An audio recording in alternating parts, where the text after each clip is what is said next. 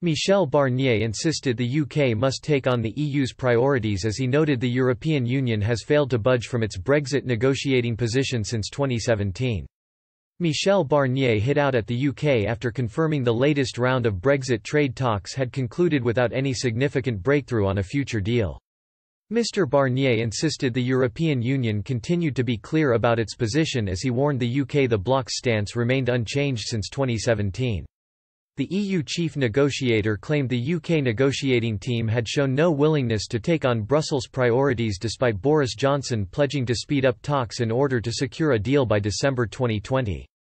Mr. Barnier added, "Too often this week it felt as if we were going backwards more than forwards. Given the short time left, what I said in London in July remains true.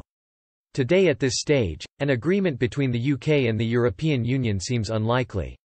I simply do not understand why we are wasting valuable time." Updating the press about the current state of the negotiations, the French diplomat said, "Boris Johnson told us in June that he wished to speed up the negotiating process during the summer.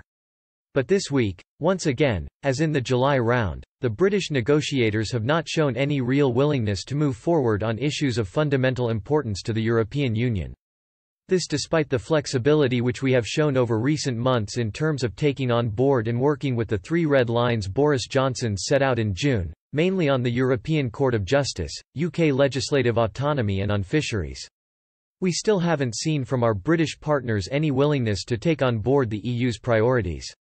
Mr. Barnier continued, "There is nothing surprising whatsoever about the EU's priorities because they have not changed since 2017.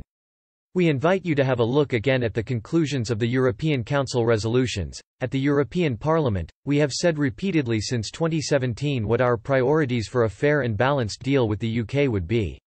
He continued, "We have 2 months left to find an agreement on all the issues under discussion, to consolidate the text and finalize all the technical annexes which are far from negligible and then have legal experts verify and validate the text in all the languages. This is a long, complex task.